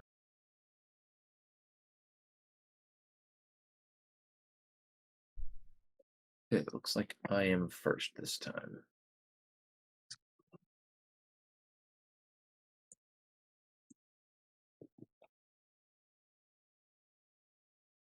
And oh boy.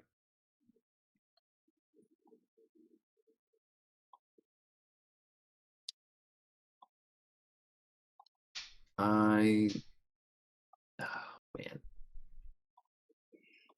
There's a lot.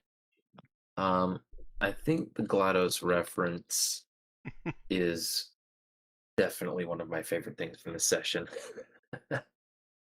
um, and I think I'll just also give a nod to uh, just the Loe Nuda plan. I like both of those things. But and I'll pass it on to Danielle. All right. Um,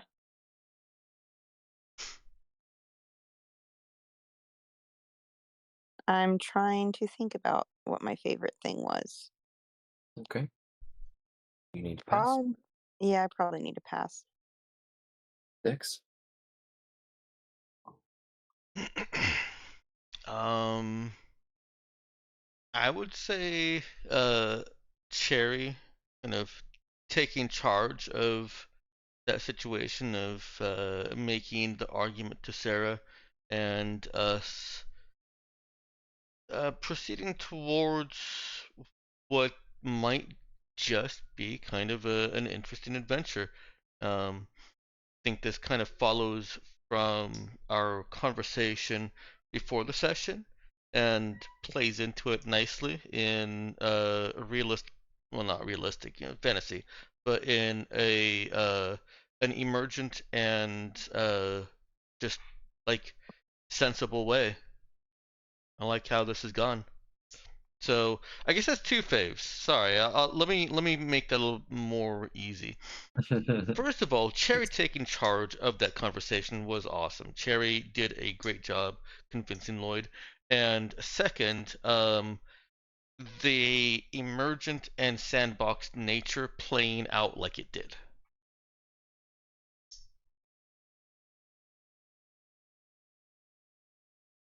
Yeah.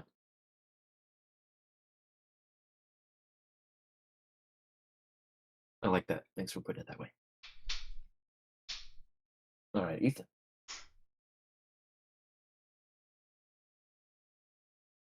I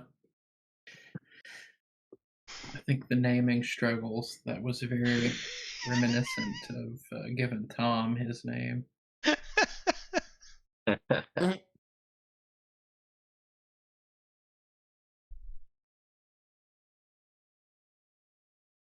Yeah. Oh, and I had some. That wasn't the quotes. There's something else. Maybe I'll remember. It's okay. You just use your daddy voice for baby. No.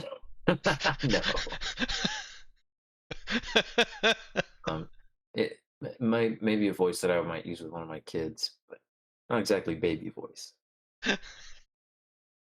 It's not being murdered by AI was also a big plus for the night.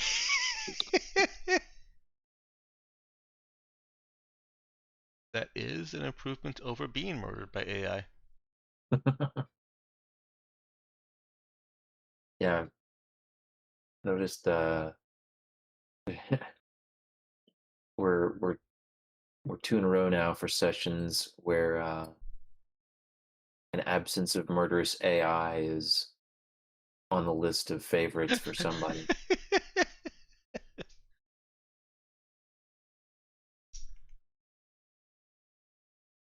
So yeah, that's exciting. Robert. I was thinking, I think the under the breath, I'm offended by Bo is funny. But I also like the future opportunity for Pete getting a little insight into maybe is he crazy or is he sane? Getting a promise that's interesting. Billy Joel will intensify.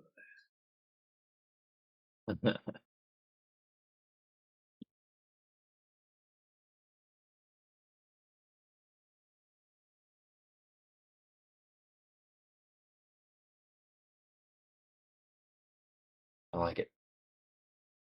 Avery. I really appreciated our 0.5 session. I'm not sure if we count that as this session or not. Yeah, the pre-session planning. If not that, I'm glad Cardi 3 isn't in a body she can kill us with. Oh no, that was it, Cardi.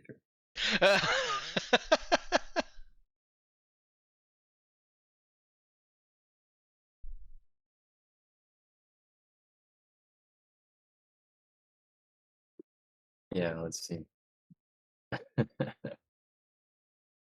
um, that yeah, that was definitely a winning reference from the night, despite how much I disliked it. Begrudging respect there. Danielle.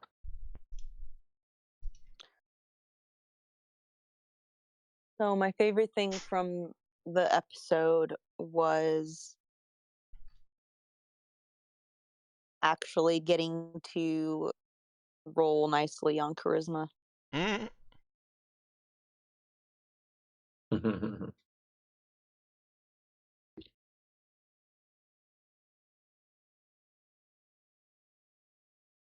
And I also appreciated the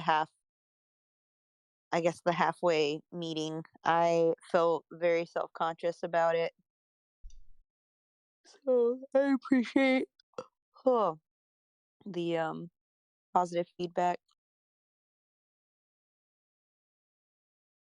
Sorry, could you run that one by me again? I kind of spaced for a second. Wow. Oof. Appreciated the positive feedback about Oh yeah. the pre-session because I felt very self-conscious about it. So positive feedback. Yeah.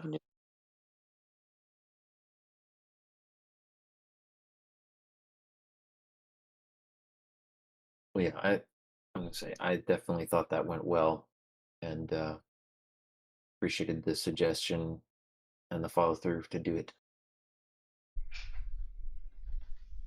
Good job, everybody. I was gonna kind of echo what Tex had said about that.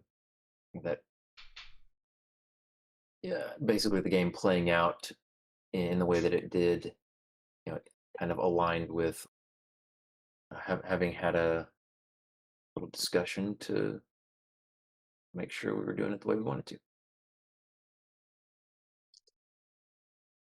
But yeah, that's everybody's faves, it looks like. And I think we can wrap the session there.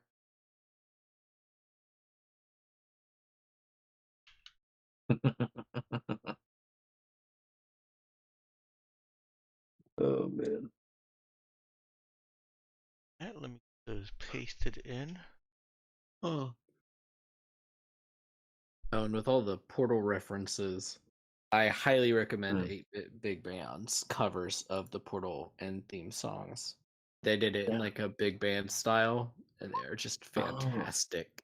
Cool. Yeah, I noticed that you posted that. I was like, I'm definitely gonna have to bookmark those and give them. Oh, it's awesome. It's so good. Alright, I'm gonna go ahead and end the stream here. All right. Night. Night.